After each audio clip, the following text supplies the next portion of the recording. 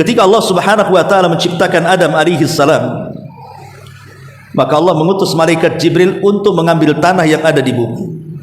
Tapi tanah menolaknya dan berlindung kepada Allah kalau Jibril mengambil tanahnya. Akhirnya Jibril pun gagal. Kemudian diperintahkan Mikail, juga Mikail gagal karena tanah tidak memberikan tanahnya dan berlindung kepada Allah. Akhirnya kemudian diutuslah Malakul Maut dan berhasil. Ketika tanah berlindung kepada Allah agar jangan sampai ada secuil tanah bumi di bawah Malakul Maut, tapi Malakul Maut pun berlindung kepada Allah kalau dia kembali tanpa bawa tanah, sama-sama berlindung kepada Allah. Tanah berlindung jangan sampai diambil, malaikat maut pun berlindung kalau dia pulang ke langit tidak membawa tanah masalahnya. Akhirnya kemudian tanah itu berhasil diambil Malakul Maut. Karena dia yang berhasil mengambil, maka dia diberikan tugas untuk mencabut nyawa setiap anak Adam, karena dia yang berhasil mengambil tanah Adam tuh. Dibentuklah Adam alaihi salatu wassalam. Oleh siapa? Langsung oleh Allah. Adam itu tidak diciptakan dengan kun, jadilah fayakun, maka jadi tidak. Adam itu dibentuk dengan tangan Allah Subhanahu wa taala. Makanya karena dibentuk dengan tangan Allah, Allah katakan laqad khalaqnal insana fi ahsani taqwim. Sungguh kami telah ciptakan manusia sebaik-baik bentuk. Bismillahirrahmanirrahim.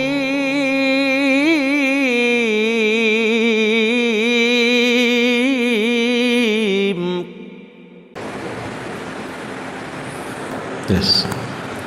Kita mulai. Bismillahirrahmanirrahim. Assalamualaikum warahmatullahi wabarakatuh.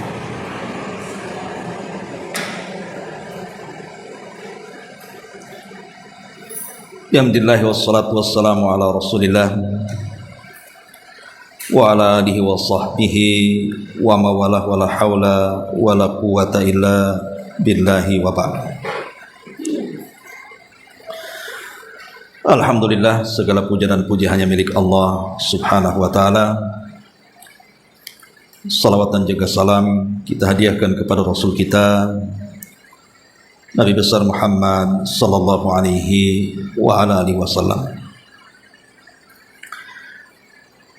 Kita lanjutkan kajian kita, masih membahas tafsir dari juz ke-29 dan kita masuk pada surah Al-Insan.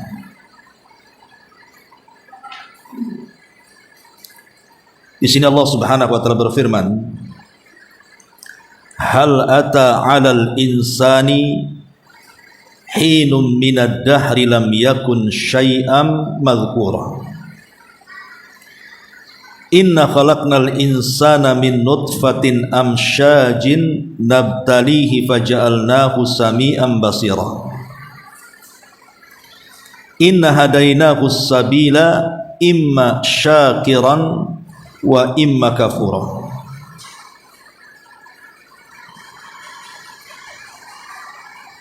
Di sini Allah Subhanahu wa taala mengatakan hal ata 'alal insan. Bukankah pernah datang kepada manusia hadainahu sabila imma syakiran yang kufur.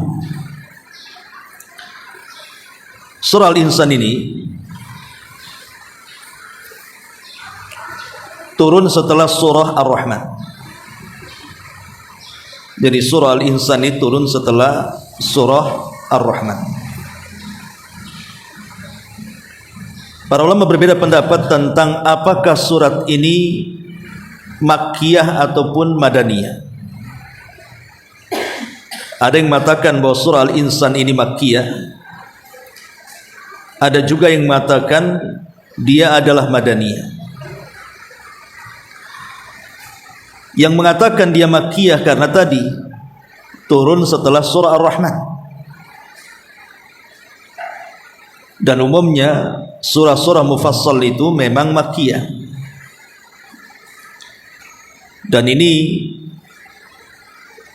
yang dikuatkan oleh para ulama bahwa surah Al-Insan ini adalah surah Makkiyah.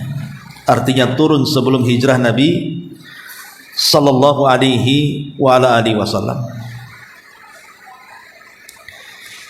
Tapi ada juga yang mengatakan bahwa surah Al-Insan ini madani, artinya turun setelah hijrah, dengan melihat asbab nuzulnya, di mana disebutkan dalam asbab nuzul itu ketika Allah Subhanahu wa taala berfirman, yufuna bin nadri wa yakhafuna yawman kana syarruhu mustatira. Dalam surah Al-Insan ayat ke-7, mereka memenuhi nazar dan takut akan satu hari yang azabnya merata di mana-mana. Wa yut'imuna at-ta'ama ala hubbihi miskinan wa yatiman wa asira. Dan mereka memberi makan yang disukainya kepada orang miskin, anak yatim dan para tawanan. Innama nut'imukum liwajhillahi la nuridu minkum jazaan wala syukura. Sambil berkata, sungguh kami memberi makanan kepadamu hanyalah karena mengharap keridhaan Allah. Kami tidak mengharap balasan dan terima kasih dari kamu.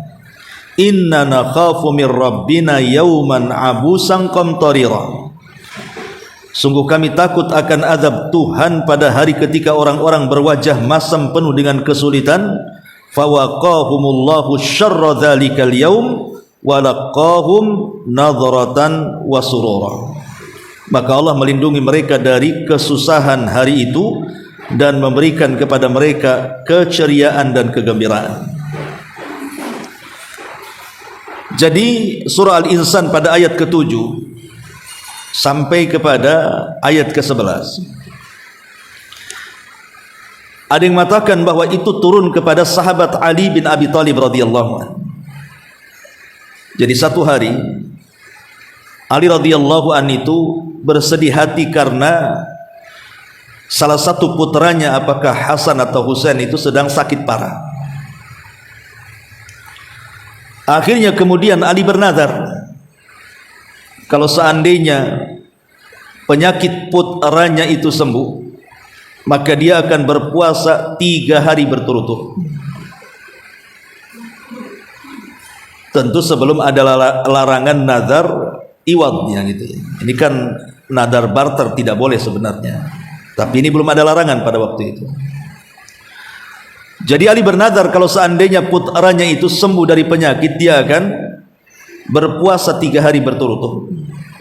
Allah takdirkan sembuh pula tuh putra Ali radhiyallahu anhu. Maka Ali pun kemudian mulai berpuasa. Di hari pertama dia sedang berpuasa Fatimah. Dia ingin membahagiakan suaminya dengan cara memasakkan masakan yang lezat dan enak untuk buka suaminya. Ketika hendak berbuka, rupanya rumahnya diketuk. Ketika dibuka, rupanya orang miskin yang sedang kelaparan. Maka Fatimah memberitakan kepada Ali radhiyallahu anhu suaminya bahwa ada orang miskin yang kelaparan berada di pintu rumah. Maka Ali radhiyallahu anhu memandang makanan yang sudah dimasak oleh Fatimah dengan lezatnya. Dia mengatakan kepada Fatimah, bagaimana kalau makanan ini kita berikan kepada dia? Akhirnya Fatimah setuju, diberikanlah makanan yang lezat kepada orang miskin yang lapar itu, dan Ali pun hanya berbuka dengan tamar, kurma kering dan air putih saja. Kemudian hari kedua Ali berpuasa lagi, dan Fatimah memasakkan lagi masakan yang lezat dan enak. Rupanya ketika hendak berbuka, diketuk lagi rumahnya pada hari kedua. Maka Fatimah kemudian membuka pintu itu, rupanya yang datang anak yatim yang sedang kelaparan. Maka Fatimah memberitakan Ali bahwa ada anak yatim yang sedang kelaparan berada di pintu rumah. Maka Ali memandang masakan yang lezat yang dimasak oleh istrinya Fatimah dan mengatakan, ya Fatimah, bagaimana kalau hidangan yang lezat ini kita berikan kepada dia anak yatim? Maka Fatimah setuju, akhirnya diberikan kepada anak yatim. Ali kembali berbuka dengan tamar dan air putih. Kemudian hari ketiga, dan itu hari terakhir, Ali melunasi nazarnya berpuasa, maka Fatimah semangat lagi untuk membuatkan makanan yang lezat, masakan yang enak untuk suaminya. Saat hendak berbuka, diketuk pula atau pintu. Ketika Ali mengatakan kepada Fatimah, lihatlah siapa yang mengetuk pintu, rupanya tawanan perang yang sedang kelaparan. Maka Fatimah memberitahu bahwa ada tawanan perang yang sedang kelaparan berada di pintu rumah. Maka Ali radhiyallahu anhu mengatakan kepada Fatimah, bagaimana kalau makanan yang lezat ini diberikan kepada tawanan itu? Akhirnya Fatimah setuju, maka Ali pun memberikan makanan yang lezat dan kembali dia hanya berbuka dengan tamar dan air putih. Subhanallah. Dari sinilah kemudian turun ayat di sini, yufuna bin nadri. Mereka menunaikan nazarnya. Maksudnya Ali radhiyallahu anhu menunaikan nazarnya dengan cara berpuasa. Wa yakhafuna yawman kana syarruhu mustatira. Dan takut akan hari di mana azab merata di mana-mana. Kemudian Allah mengatakan wa yut'imuna ta'ama ala hubbihi. Lalu mereka, maksudnya Ali dan Fatimah, memberikan makanan yang disukainya kepada siapa? Miskinan, pertama kepada orang miskin yang datang di hari pertama. Wa yatiman, kepada anak yatim yang datang di hari kedua. Wa asira, dan tawanan perang yang kelaparan yang datang di hari ketiga. Innama nut'imukum liwajhillahi la nuridu minkum jazaan wala syukura. Sambil berkata, sungguh kami memberikan makanan kepadamu, maksudnya kepada fakir miskin, anak yatim, dan tawanan perang itu, memberikan makanan kepada kalian ini hanya karena mengharap ridha Allah. Kami tidak mengharap balasan dan terima kasih dari kalian. Kalau lihat asbab nuzul ini, bagaimana Ali radhiyallahu an kemudian memberi makan fakir miskin, anak yatim, dan tawanan perang, kita tahu bahwa di Mekah itu belum ada tawanan perang. Yang ada tawanan perang itu di Madinah. Ditambah-tambah di Mekah Ali belum menikah dengan Fatimah. Menikahnya Ali dengan Fatimah itu setelah hijrah. Kemudian punya anak Hasan dan Husain. Maka dari sini kita tahu bahwa asbab nuzul ataupun sebab turun surah Al-Insan kepada Ali radhiyallahu an menunjukkan bahwa surah ini madani, turun setelah hijrah. Turun setelah hijrah kan, karena Ali kan berada di Madinah, baru punya anak Hasan dan Husain itu. Kalau dikatakan Makkiyah, Ali belum menikah dengan Fatimah. Makanya sebagian para ulama mengatakan surah Al-Insan ini madani. Dan subhanallah, bagaimana Ali radhiyallahu anhu mencontohkan kepada kita tentang sifatul itsar, namanya sifat mendahulukan orang lain walaupun dia sangat berhajat dengan perkara itu. Kita tahu bahwa orang yang berpuasa itu pasti lapar, dan ketika berbuka pasti ingin hidangan yang paling lezat yang dilihatnya. Makanya kalau datang Ramadan, kalau ibu datang ke pasar kaget itu pasti kaget semua kan, makanannya macam-macam, kaget semua, sehingga pengen dibeli semua kalau bisa, karena kagetnya. Udah dibeli rupanya tak dimakan semua. Nah, itulah jadi israf jadinya. Lah Ali radhiyallahu an ketika itu di hadapan dia makanan yang lezat 3 hari berturut-turut lagi. Tetapi sifat para sahabat, akhlak para sahabat memang beda dengan akhlak kita. Mereka memberikan contoh terbaik tentang sifatul itsar, tentang akhlak itsar, mendahulukan orang dibandingkan dirinya sendiri. Ini pendapat yang pertama, bahwa asbab nuzulnya kepada Ali radhiyallahu anhu. Ada juga yang mengatakan bahwa asbab nuzulnya kepada seorang sahabat namanya Abu Dahdah. Abu Dahdah radhiyallahu anhu.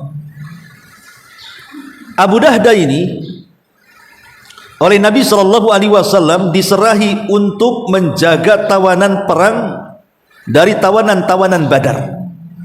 Kita tahu perang Badar kan kaum muslimin menang tuh. kemudian berhasil menawan 70 orang-orang musyrik. Lah yang menjaga tawanan itu adalah Abu Dahda radhiyallahu anhu. Lah di antara tawanan itu ya ada orang yatim, ada orang miskin kan itu ya, orang nggak mampu ya, yang ikut terlibat dalam Badar itu, karena mereka kan sebagiannya pun kadang-kadang ikut-ikutan dengan Abu Jahal dan tokoh-tokohnya. Sehingga kedermawanan Abu Dahda ini, dialah yang memberi makan tawanan. Jadi dia memberikan tawanan yang miskin-miskin, yang yatim-yatim gitu ya. Makanya turun ayat ini, wa yut'imuna at-ta'ama ala hubbihi miskinan wa yatiman wa asira. Dan mereka memberikan makanan yang disukainya kepada siapa? Fakir miskin, anak yatim, dan orang-orang yang ditawan. Dan memang Abu Dahda dalam sejarahnya memang terkenal orang yang dermawan. Sampai satu hari ada seorang yang memiliki, seorang sahabat memiliki tanah yang luas, tetapi ada di pojok tanah dia itu, tanah dia luas gitu sebenarnya, tapi di pojok tanah dia itu ada yang mengklaim itu tanahnya anak yatim. Tidak terimalah kemudian laki-laki Ansor ini bahwa itu tanah dia, tidak ada sedikit pun tanah anak yatim di sini. Akhirnya perkaranya sampai kepada Nabi SAW dan dibuktikan memang itu tanahnya. Tidak ada tanah anak yatim satupun di situ, walaupun sepeta. Akhirnya kemudian Nabi SAW coba untuk melembutkan hati sahabat ini dan mengatakan, tanahmu kan luas, kalau hanya diambil secuil anak yatim kasihlah dia. Mungkin dia mau buat rumah di pojok situ kan itu. Tapi sahabat ini tak mau, karena sudah ada konflik sebelumnya masalahnya kan. Biasalah kalau ada konflik sebelumnya, yang tadinya mau berbuat baik pun tak jadi kan begitu. Umpamanya ibu ada niat nih COD makanan, tengok ini tukang ojeknya udah tua umpamanya kan. Ibu sudah niat tuh, mungkin harga makanannya 200, ibu mau tambah 220 lah, kasihan apalagi hujan-hujan. Akhirnya kemudian si ojek ini lama tak datang-datang kan di situ kan nampak tuh jalan kemana. Rupanya dia mampir dulu tempat lain umpamanya. Ibu kesel lah kan gitu ya. Akhirnya sudah lama, sudah lapar, tahu-tahu datang. Yang tadinya mau ngasih 20.000 sebagai fee-nya itu tak jadi kan, itu saking keselnya kan. Udahlah, kasih aja uang sebagaimana yang tertulis di situ. Kan ada kadang-kadang orang awalnya hendak berbuat baik, kemudian tak jadi kan gitu ya, gara-gara ada konflik di situ. Lah ini sahabat ini gitu, karena sudah ada konflik sebelumnya dengan anak yatim itu, akhirnya mau ngasih. Jadi Nabi SAW coba melembutkan dia dan mengatakan, kalau engkau berikan sepetak tanah yang ada satu pokok kurma itu, nanti Allah ganti pokok kurma itu di surga. Kan enak tuh. Rasul menjamin bahwa kalau engkau kasihkan yang sepeta itu, paling berapa lah ada pokok kurma di situ itu, nanti Allah ganti dengan pokok kurma di sorga. Tapi tetap sahabat ini tak mau. Dia minta anak yatim dikeluar dari kebunnya. Kabar ini sampai ke telinga Abu Dahda radhiyallahu anhu. Kemudian dia datang menemui Nabi SAW dan mengatakan, ya Rasulullah, apakah kalau seandainya aku membeli sepetak tanah yang dimiliki orang Ansar dan aku akan berikan kepada anak yatim itu, aku pun akan mendapatkan keutamaan yang sama, di mana Allah akan berikan pokok-pokok kurma di surga? Kata Rasul, ya. Akhirnya Abu Dahda radhiyallahu anhu tertarik. Dia datang kepada pemilik lahan dan mengatakan, wahai fulan, aku punya lahan yang jauh lebih baik, lebih strategis, lebih mahal, berada di kota. Bagaimana kalau kau tukar kebunmu dengan kebunku? Iyalah, 1 hektar di Batu Haji dengan 1 hektar di Nagoya kan beda harganya. Langsung maulah orang ini, nggak tawar-tawaran. Ya. Ketika kemudian sudah deal-dealan tukar-tukaran kebun itu, maka Abu Dahda radhiyallahu an datang kepada Rasul dan mengatakan, ya Rasulullah, sudah ku ambil, bukan hanya 1 petak tanah kecil untuk anak yatim, semua kebun itu sudah ku ambil gitu. Dan aku sedekahkan di jalan Allah Subhanahu wa taala. Aku berikan semua ke anak yatim itu. supaya aku lebih banyak lagi mendapatkan pokok-pokok kurma di surga. Langsung selepas dia melapor kepada Rasul, dia langsung datang ke kebunnya karena istrinya masih di situ dan istrinya belum tahu kalau kebunnya sudah ditukar dan sudah disedekahkan lagi. Jadi Abu Dahdah tak berani masuk ke kebun, dia hanya berteriak di perbatasan kebun dan mengatakan, "Ya Ummu Dahdah ukhruji," katanya. "Wahai Ummu Dahdah, keluar. Kamu tidak pantas lagi tinggal di kebun ini." Kemudian Ummu Dahdah keluar dan Abu Dahdah mengatakan, "Ya Ummu Dahdah, sungguh aku telah sedekahkan kebun ini di jalan Allah Subhanahu wa taala." Apa kata istrinya? "Rabiha bai'u Abi Dahdah." Kata istrinya, "Semoga beruntung perniagaanmu wahai Abu Dahdah." Kira-kira nih ibu kalau di posisi Ummu Dahdah ngomong gitu enggak? Bangga marah-marah kan gitu. Wah, aku tak tahu disedekahkan, bagus dijual kan begitu. Dapat duit banyak katanya. Itulah bagaimana sikap para sahabat dan sahabiah di zaman itu. Mereka lebih mementingkan ibadah dibandingkan dinar dan dirham kita. Begitu orang-orang itu, mereka lebih mendahulukan manusia dibandingkan dinar dan dirham. Sebagaimana perkataan Abdullah bin Umar radhiyallahu anhuma, dahulu maksudnya di zaman para sahabat, saudara, orang tua, kaum muslimin itu lebih diutamakan dibandingkan dinar dan dirham mereka. Tapi di zamanku, kata Ibnu Umar, dinar dan dirham itu lebih utama dibandingkan saudara, bahkan orang tuanya. Sehingga banyak orang yang bertengkar gara-gara uang. Orang tidak kenal saudara gara-gara uang, orang tidak kenal orang tua gara-gara uang, orang tidak kenal ibunya gara-gara uang, kan begitu ya. Di zaman para sahabat justru orang itu lebih menghargai orang dibandingkan uang. Tapi di zaman Ibnu Umar, harusnya bukan di zaman Ibnu Umar, di zaman sekarang harusnya, yang memang zamannya sudah buruk seperti ini kan itu. Itulah makanya ada istilah saudara tak kenal uang. Karena memang di zaman sekarang ini lebih parah.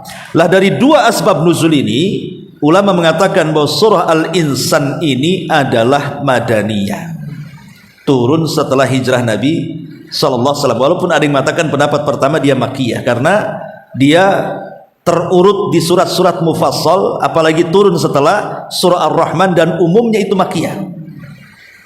Dari konteks isinya juga menceritakan tentang hal-hal yang mencirikan bahwa ayat-ayat surah Al-Insan ini adalah makkiyah. Baik, masyarul muslimin muslimat yang dimuliakan Allah Subhanahu wa taala. Adapun keutamaan surah makkiyah, keutamaan surah makkiyah ini. Jadi surah makkiyah ini Nabi sallallahu alaihi wasallam biasa membaca di hari Jumat di salat fajar. Jadi Nabi SAW biasa membaca surah Al-Insan ini biasanya di hari Jumat, tepatnya di sholat subuh. Jadi rakaat pertama biasanya baca surah Al-Insan gitu ya, atau surah Al-Jum'ah dulu, kemudian rakaat kedua sajdah, surah As-Sajdah, kemudian rakaat yang kedua surah Al-Insan. Itu sunnah hukumnya. Jadi subuh hari Jumat itu Nabi SAW suka membaca rakaat pertama surah As-Sajdah dan rakaat yang kedua surah Al-Insan,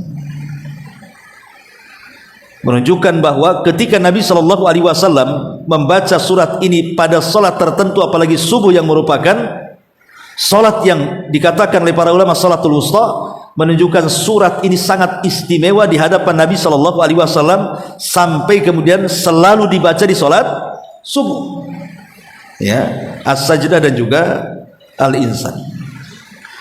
Di sini Allah Subhanahu wa taala mengatakan, hal ata 'alal insan hinum minad dahri lam yakun syai'an madhkura. Hal ata artinya qad ata, sungguh telah datang,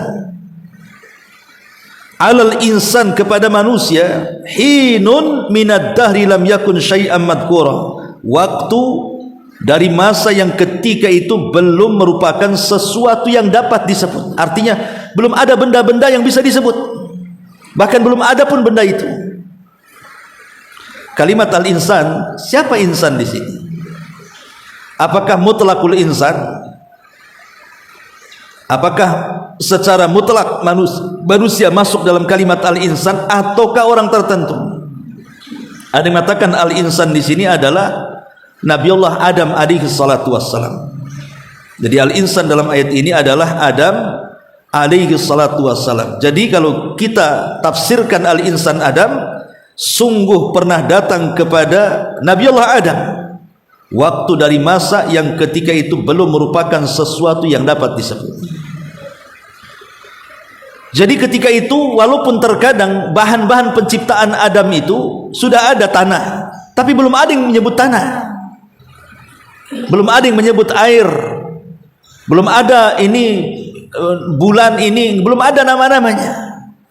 Mungkin ada barangnya tapi tidak ada namanya, karena muncul nama itu setelah Allah menciptakan Adam. Kemudian Allah ajarkan kepada Adam nama-nama benda, baru kemudian tersebutlah ini gunung, ini laut, ini langit, ini bumi, ini meteor, ini macam-macam. Tapi sebelum Adam diciptakan tidak ada yang disebut, belum ada nama. Air belum ada namanya, tanah belum ada namanya, bumi belum ada namanya, langit belum ada namanya. Itulah yang dikatakan hinun minad dahri lam yakun syai'an madhkura. Waktu dari masa ketika itu belum merupakan sesuatu yang bisa disebut. Ketika Allah subhanahu wa ta'ala menciptakan Adam alaihi salam, maka Allah mengutus malaikat Jibril untuk mengambil tanah yang ada di bumi. Tapi tanah menolaknya dan berlindung kepada Allah kalau Jibril mengambil tanahnya. Akhirnya Jibril pun gagal. Kemudian diperintahkan Mikail, juga Mikail gagal karena tanah tidak memberikan tanahnya dan berlindung kepada Allah. Akhirnya kemudian diutuslah malakul maut dan berhasil. Ketika tanah berlindung kepada Allah agar jangan sampai ada secuil tanah bumi di bawah malakul maut, tapi malakul maut pun berlindung kepada Allah kalau dia kembali tanpa membawa tanah, sama-sama berlindung kepada Allah. Tanah berlindung jangan sampai diambil, malaikat maut pun berlindung kalau dia pulang ke langit tidak membawa tanah masalahnya. Akhirnya kemudian tanah itu berhasil diambil malakul maut. Karena dia yang berhasil mengambil, maka dia diberikan tugas untuk mencabut nyawa setiap anak Adam, karena dia yang berhasil mengambil tanah Adam tuh. Dibentuklah Adam alaihi salatu wassalam. Oleh siapa? Langsung oleh Allah. Adam itu tidak diciptakan dengan kun, jadilah fayakun, maka jadi tidak. Adam itu dibentuk dengan tangan Allah subhanahu wa ta'ala. Makanya karena dibentuk dengan tangan Allah, Allah katakan laqad khalaqnal insana fi ahsani taqwim. Sungguh kami telah ciptakan manusia sebaik-baik bentuk. Karena Allah langsung menciptakan kan itu. Lah setelah kemudian Allah subhanahu wa ta'ala ciptakan Adam, di sini Allah mengatakan hinun. Hinun itu maksudnya bilangan waktu yang tidak terbatas. Tapi ada juga yang mengatakan hinun itu maksudnya bilangan waktu 40 tahun. Jadi 40 tahun saat penciptaan Adam oleh Allah subhanahu wa ta'ala, maka Allah sempurnakan ciptaannya sebelum ditiupkan ruh, dibiarkan Adam itu mematung selama 40 tahun. Makanya di sini katanya hinun minad dahri, waktu dari masa. Selama 40 tahun Adam dikeringkan begitu saja seperti tembikar.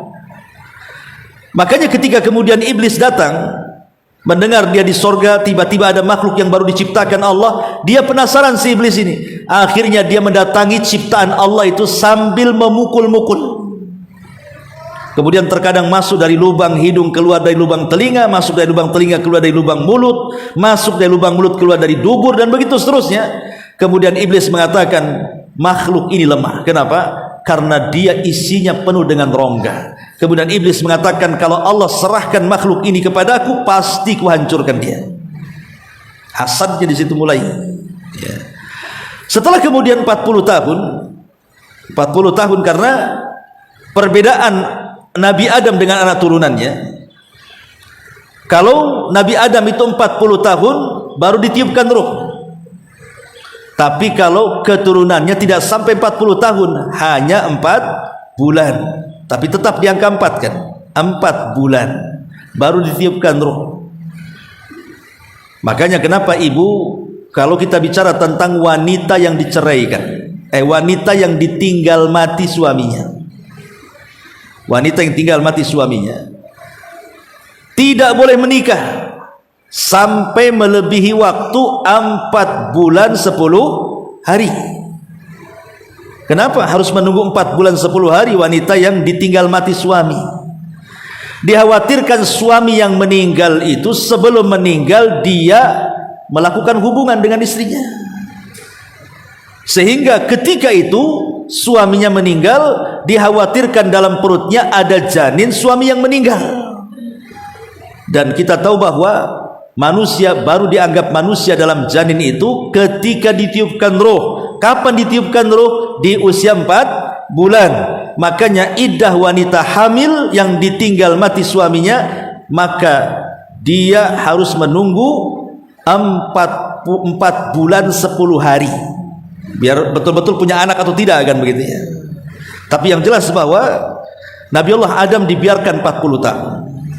Baru kemudian pada waktunya Allah Subhanahu wa taala mengumpulkan semua malaikat, termasuk juga iblis di situ, dan mengatakan wa idz qala rabbuka lil malaikati isjudu li adam fasajadu illa iblis.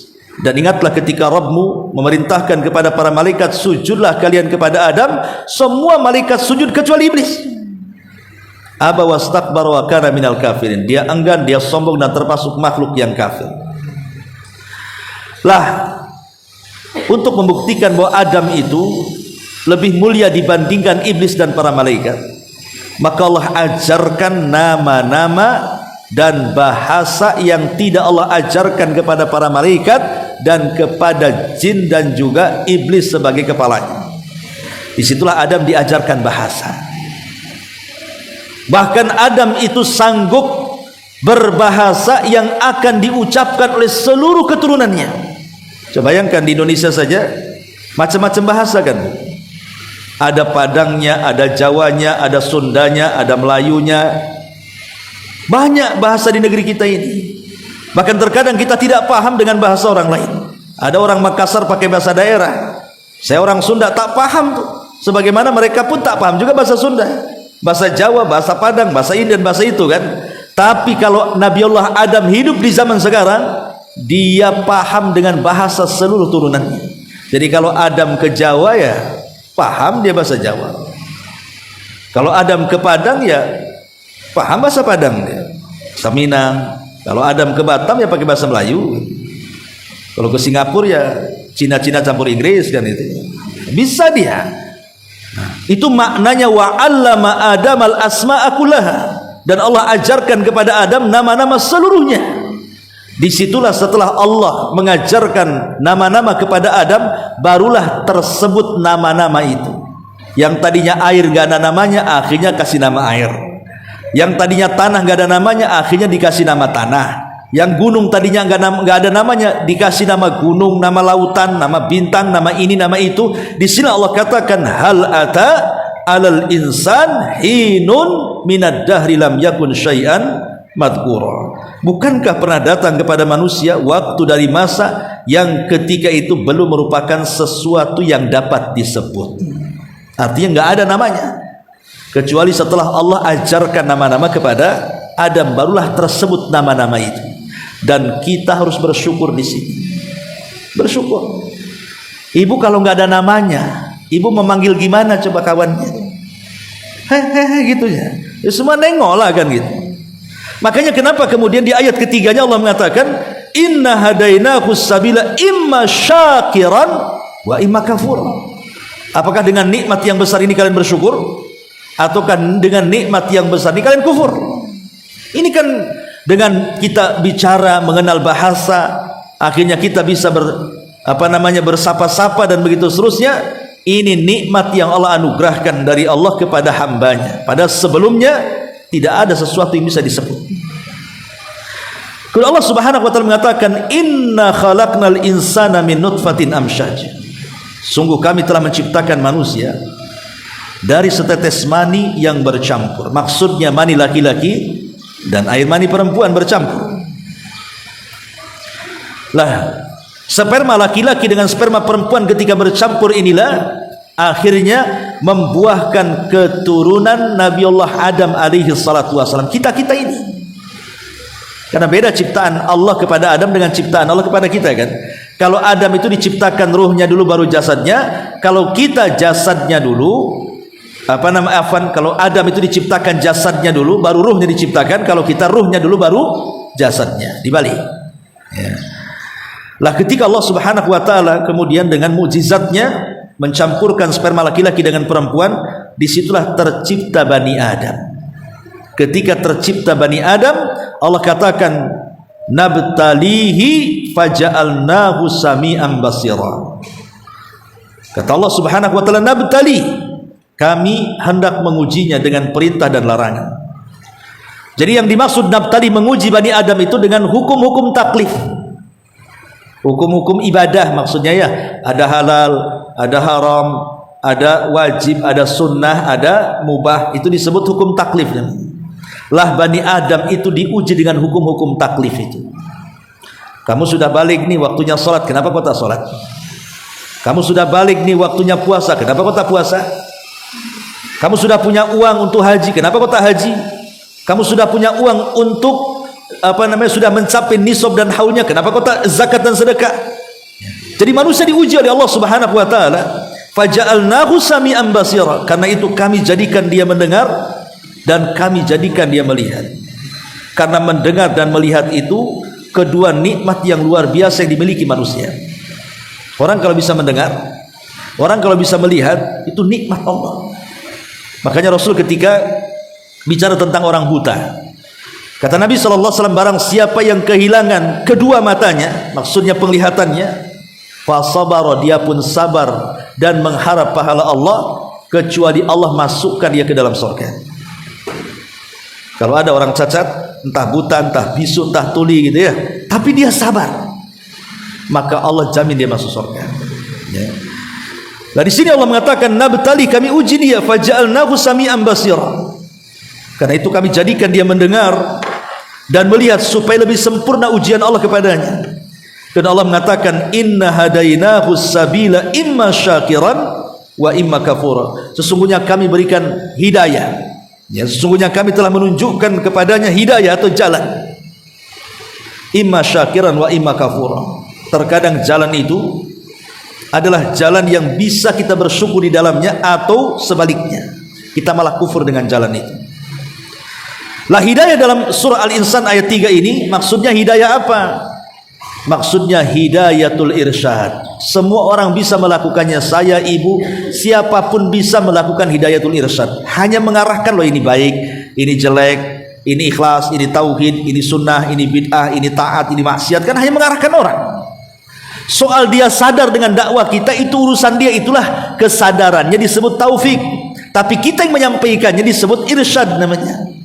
Maka hidayah ada dua, ada hidayatul irsyad, ada hidayah taufik. Dan dalam ayat ini maksudnya hidayatul irsyad. Inna hadainahu as-sabila, sungguh kami telah menunjukkan kepadanya jalan yang lurus.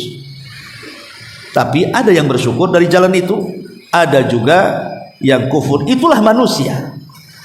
Makanya disebut suratul insan. Manusia itu seperti itu. Ada sebagian mereka bersyukur, ada sebagian mereka tidak bersyukur.